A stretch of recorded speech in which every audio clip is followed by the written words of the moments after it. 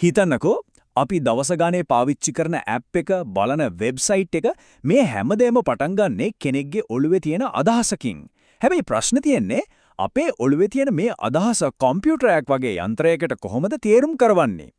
අන්න ඒකට උත්තර හොයන ගමන තමයි මේ මිනිස් මොළයයි යන්ත්‍රයයි යා කරන මේ පුදුමාකාර පාලම. ඒ කියන්නේ පරිගණක භාෂා කියන ලෝකය ගැනයි අපි අද කතා කරන්න යන්නේ. ඔන්න බලන්න. කාරණාව මේකයි. කොම්පියුටරයකට අපි කතා කරන කිසිම භාෂාවක් තේරෙන්නේ නැහැ. සිංහල, ඉංග්‍රීසි මුකුත්ම බෑ. එහෙමනම් අපි කරන පොඩි ක්ලික් එකක්, ටයිප් කරන එක අකුරක්වත් ඒ යන්ත්‍රය තේරුම් ගන්නේ කොහොමද? අනේ ඒක තමයි මුළු පරිගණක විද්‍යාවෙම විසඳන්න තිබුණු ලොකුම මුල්ම ගැටලුව. ඉතින් අර ප්‍රශ්නෙට උත්තරය තමයි පරිගණක භාෂා. හරිම සරලව කිව්වොත් මේවා කියන්නේ යන්ත්‍රයත් එක්ක කතා කරන්නම හදපු විශේෂ භාෂා වගයක්. ඒවට වෙනම නීති තියෙනවා, ව්‍යාකරණ තියෙනවා, වචන තියෙනවා. මේ භාෂා පාවිච්චි කරලා අපිට පුරුවන් අපේ අදහස් කිසිම අවුලක් නැතුව කිලින්ම යන්ත්‍රයකට කියලා දෙන්න. අර අපි කිව්ව sannivedana පාලම ඒක හදන්නේ මෙන්න මේ භාෂාවලින්. හොඳයි ඉතින්. මේ sannivedana ගැටලුව විසඳගන්න එක ලේසි උනේ නෑ. ඒක ලොකු ගමනක්. මුල් කාලේ හිටපු පරිගණක නිර්මාණකරුවන්ට මේකට ලොකු සටනක් දෙන්න උනා. අපි එහෙනම් මුලින්ම බලමු මේ භාෂා කියන කතාව ඉතිහාසයේ දිගේ කොහොමද වෙනස් වෙවි ආවේ කියලා. ඇත්තටම මේ භාෂා පරිණාමය වුණු විදිය හරිම රසවත් කතාවක්. ඒක හරියට මුලින්ම යන්ත්‍රයත් එක්ක කවුරුත් දන්නේ නැති රහස් කෝඩ් වලින් කතා කරලා.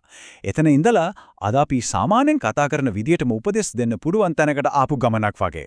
හරි, අපි බලමුද මේ ගමනේ වැදගත්ම කඩයිම් ටික මොනවද කියලා? හරි, මුලින්ම තිබ්බේ යන්ත්‍ර භාෂාව. මැෂින් ලැන්ග්වේජ් කියන්නේ ඒ කියන්නේ 0යි 1යි විතරයි. 0 1 0 1.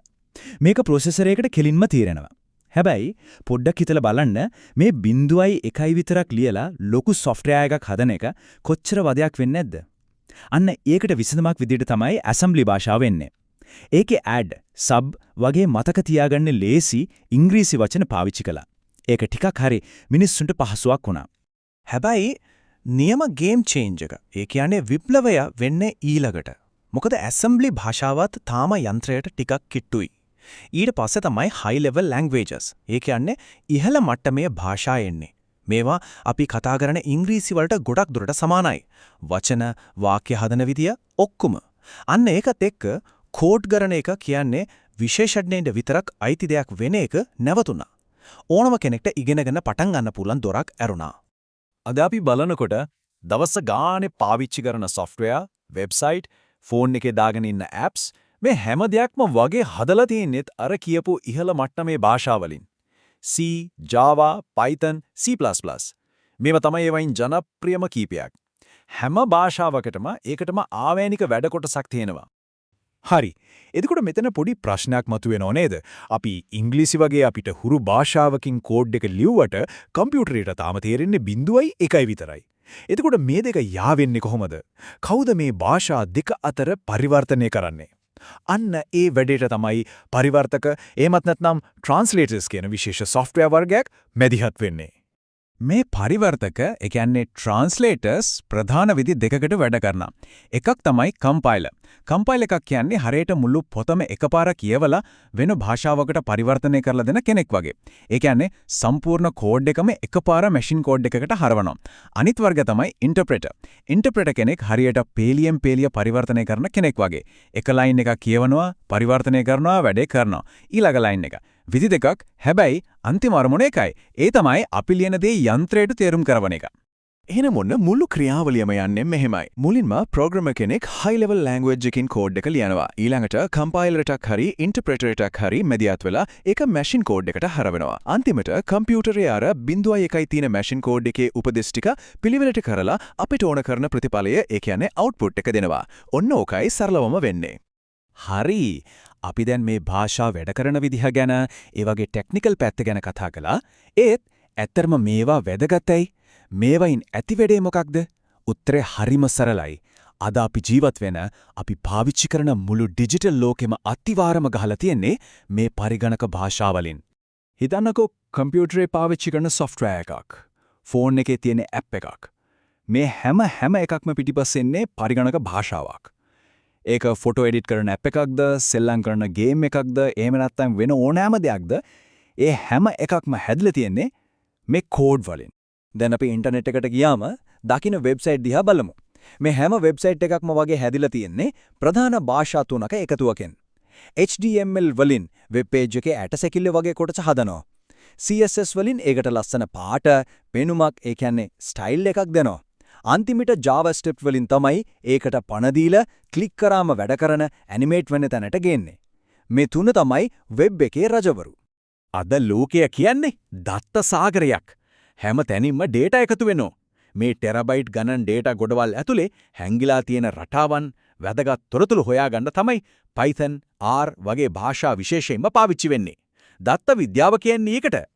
ඊටත් එහා ගිහින් අද ලෝකෙම කතා කරන AI, ඒ කියන්නේ කෘත්‍රිම බුද්ධිය. ඒකත් නිර්මාණය වෙන්නේ මේ භාෂා උඩ තමයි. මිනිස් මොලේ නියුරෝන වැඩ කරන විදිහ අනුකරණය කරන නියුරල් නෙට්වර්ක්ස් වගේ හරිම සංකීර්ණ දේවල් හදලා කම්පියුටරයකට ඉබේ ඉගෙන ගන්න, තීරණ ගන්න උගන්වන්නෙත් ඒත් මේ පරිගණක භාෂාවලින්ම තමයි. හරි. මේ භාෂාවලින් අද ලෝකය හැදුවා. ඒක පැහැදිලි. ඒත් හෙට දවස මේ ගමන ඉස්සරහට යන්නේ කොහොටද? ඒ වගේම මේ තරම් බලවත් මෙවලමක් එක්ක එන අභියෝග, විශේෂයෙන්ම ආරක්ෂාව සම්බන්ධ ගැටලු ගැන අපි කතා කරන්න ඕන. ඉතින් හැම දෙයකම වගේ කාසියේ දෙපැත්තක් තියෙනවා. එක පැත්තකින් පරිගණක භාෂාවලින් වැඩ ස්වයංක්‍රීය කරන්න විසඳන්න බැරි තරම් ලොකු ප්‍රශ්න විසඳන්න පුළුවන්. ඒක තමයි වාසිය. අනිත් පැත්තෙන් මේවා ඉගෙන ගන්න එක අමාරු වෙන්න පුළුවන්, කෝඩ් එකේ බග්ස් එහෙම නැත්නම් දෝෂ එනවා. ඒ වගේම ඒවා නඩත්තු කරන එකත් ලේසි නෑ. ඒක තමයි අවාසිය. මේ ෆීල්ඩ් එක එකතැන නතර වෙලා නෑ. හරිම වේගෙන් වෙනස් වෙනවා. දැන් අලුත් ට්‍රෙන්ඩ්ස් ඇරිලා AI එකෙන්ම කෝඩ් එක ලියා ගන්න උදව් ගන්න එක, කෝඩ් ලියන එක ගොඩක් අඩු කරලා ඇප්ස් හදන low code no code platforms, ඊට පස්සේ cloud computing, මේවා තමයි ඉස්සරහට එන ලොකුම රැලි. හැබැයි මේ බලයත් එක්ක ලොකුම වගකීමක් එනවා. ඒ තමයි ආරක්ෂාව, security. කෝඩ් එකේ තියෙන පොඩි දුර්වලකමක් වුණත් හැකර් කෙනෙක්ට ඇති මුළු සිස්ටම් එකක්ම බින්දින්න. ඒ විතරක් නෙවෙයි, මේ භාෂාම තමයි malware, ඒ කියන්නේ වෛරස් හදන්නත්, data හොරකම් කරන්නත් පාවිච්චි කරන්නේ.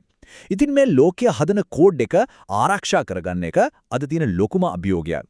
ඉතින් අවසාන වශයෙන් මේ කතාවෙන් හැමදේම සාරාංශ වෙනවා. අපි අද අත්විඳින මේ ඩිජිටල් විප්ලවය, මේ තාක්ෂණික දියුණුව, ඒ හැමදේකම අත්විවරම තමයි පරිගණක භාෂාව. ඒක නැතුව අද ලෝකය ගැන හිතන්නවත් බෑ. හොඳයි. මේ කතාව අවසන් කරන්න කලින් හිතන්නට පොඩි දෙයක් ඉතුරු කරලා යන්නම්.